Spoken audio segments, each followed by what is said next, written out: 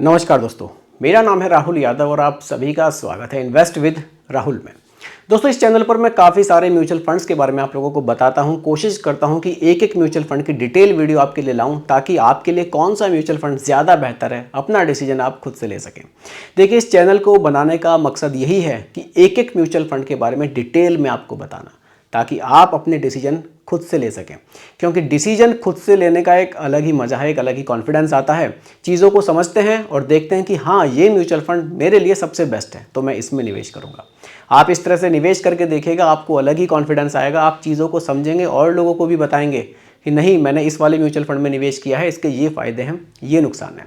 सिर्फ किसी के कह देने से निवेश करने का एक अलग ही है, लेकिन खुद से निवेश करने का एक अलग ही मज़ा है। तो समझते हैं आज की वीडियो में कौन से म्यूचुअल फंड के बारे में हम लोग बात करने वाले हैं। देखिए, फंड का नाम है, एक मिड कैप कैटेगरी का ये फंड है, कोटक इमर्जिंग इक्विटी फंड।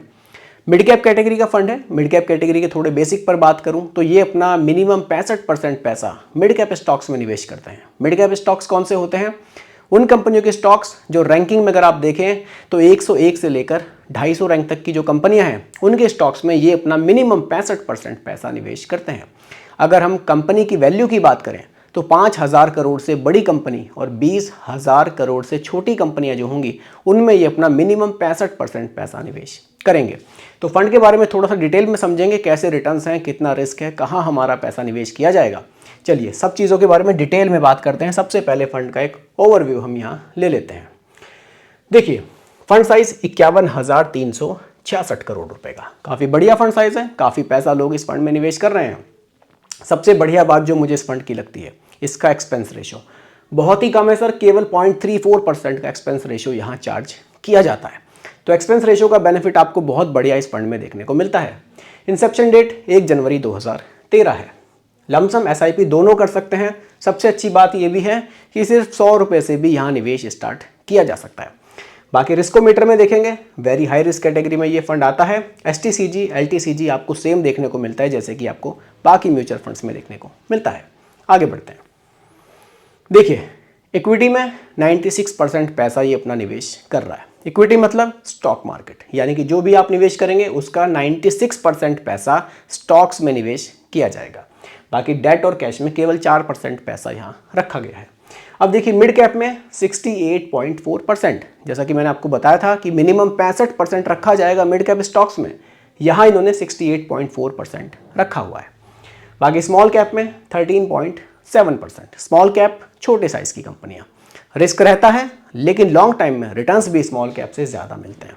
तो एक अच्छी बात है, कॉम्बिनेशन ठीक है। यहाँ पर स्मॉल कैप में भी है पैसा और लार्ज कैप में भी है। लार्ज कैप का मतलब है टॉप 100 कंपनीज। लार्ज कैप में स्टेबिलिटी अच्छी मिलती है, क्योंकि बड़ी कंपनियां होती हैं, ग्रोथ स्लो होती है, लेकिन रिटर्न्स में स्टेबिलिटी आती है। इसलिए यहाँ लार्ज कैप में भी और स्मॉल कैप में भी लगभग सेम ही अमाउंट यहाँ निवेश किया जाएगा। बाकी मिड कैप में मेजर अमाउंट हमारा निवेश किया जाएगा। मिड कैप में निवेश करने के क्या फ़ायदे हैं? देखिए, मिड कैप लार्ज कैप के मुकाबले हमें बेहतर रिटर्न्स बनाकर देता है और स्मॉल कैप के मुकाबले ये कम वोलेटाइल होते हैं। इसलिए अगर आप थोड़ा सा 10 साल के आसपास के लिए SIP स्टार्ट करना चाहते हैं या लमसम सोच रहे हैं, तो ये कैटेगरी आपके लिए काफ़ी बढ़िया हो सकती है। अगर आप बहुत कम समय के लिए निवेश करना चाहते हैं, तब ये कैटेगरी आपके लिए थोड़ी सी हायर रिस्क की हो सकती है। चलिए आगे बढ़ते हैं। देखिए, सेक्टर्स की बात करते हैं कि किन सेक्टर्स में पैसे को निवेश किया जाएगा। कंज्यूमर सिलिकल है, बेसिक मटेरियल है, टेक है, एनर्जी है, इंडस्ट्रियल है, फाइनेंस है, हेल्थ है, रियल एस्टेट है। काफ़ी सारे सेक्टर्स में ये फंड फोकस कर रहा है। देखिए, अब एक चीज़ और मैं आपको दिखाना चाहूँगा। चलिए, कौन सी कंपनी, कौन से सेक्टर्स के कौन सी होल्डिंग्स पर फोकस यहाँ किया जा रहा है, ये चीज़ भी थोड़ी सी देखनी हमारे लिए ज़रूरी हो जाती है। इसको थोड़ा सा मैं बड़ा कर देता हूँ। देखिए, जैसे कि HDFC बैंक में हमारे पैसे को निवेश किया जाएगा, ये फाइनेंस के सेक्टर में आता है। स्टेट बैंक ऑफ इंडिया है, फाइनेंशियल का सेक्टर है। जोमेटो है, सर्विसेज में आता है। भारत इलेक्ट्रॉनिक्स है, कैपिटल गुड्स में आता है। ICICI बैंक है, फाइनेंशियल में आता है। इन्फोसिस है, टेक्नोलॉजी में आता है। एक्सिस बैंक है, फाइनेंशियल में आता है। रिलायंस इंडस्ट्रीज़ है, एनर्जी का सेक्टर है, यहाँ भी फोकस है। L&T है, कंस्ट्रक्शन का है। भारत फोर्ज है, ऑटोमोबाइल का है। तो इस तरह से ये स्टॉक्स हैं और ये इनके सेक्टर्स हैं। इस तरह से पैसा हमारा यहाँ डिवाइड किया जाएगा, पैसे को बांट दिया जाएगा और निवेश इसको किया जाएगा। आगे बढ़ते हैं और चीज़ों पर भी थोड़ा सा फोकस देखते हैं कि कैसा कैसा पैसा हमारा मैनेज किया जा रहा है। ये कुछ टॉप की होल्डिंग्स हैं जैसे कि प्रेसिस्टेंट सिस्टम लिमिटेड है, सुप्रीम इंडस्ट्रीज़ है, ऑयल इंडिया लिमिटेड है, ओबेरॉय रियल्टी लिमिटेड है। ये भी कुछ स्टॉक्स हैं जिनमें हमारा पैसा निवेश किया जा रहा है। आगे बढ़ते हैं रिटर्न्स पर। ये सबसे ज़रूरी चीज़ है, क्योंकि फ़ंड कैसा है, ठीक है हमने देख लिया, एक ओवरव्यू देख लिया, लेकिन बात रिटर्न्स पर ही आकर रुकती है कि रिटर्न्स सर ये फ़ंड हमें कैसे बनाकर दे रहा है।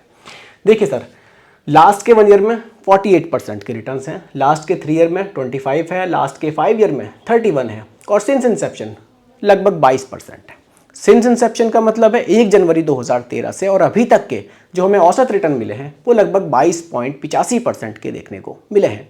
तो रिटर्न्स काफ़ी शानदार इस फंड ने जनरेट किए हैं। सबसे अच्छी बात इस फंड की क्या लगी, इसका एक्सपेंस रेशियो बहुत कम है। दूसरा, इसमें बहुत ही कम पैसों से निवेश स्टार्ट किया जा सकता है। तो दोस्तों ये आज की वीडियो का टॉपिक था, Kotak emerging equity fund. Fund आपको कैसा लगा कमेंट में ज़रूर बताइएगा। उम्मीद करता हूं कि टॉपिक भी आपको पूरी तरह से क्लियर हुआ होगा। फिर भी कोई कंफ्यूजन हो कमेंट कीजिएगा, रिप्लाई मैं आपको ज़रूर करूंगा। बाकी दोस्तों रिकमेंडेशन नहीं है, केवल एजुकेशनल पर्पस वीडियो आप लोगों के लिए बनाया गया है, क्योंकि म्यूचुअल फंड का जो भी निवेश है बाजार जोखिमों के अधीन होता है। बाकी वीडियो पसंद आई हो लाइक शेयर ज़रूर कीजिएगा, और मेरे चैनल पर अगर आप नए हैं इसको भी सब्सक्राइब आप ज़रूर कीजिएगा। नमस्कार।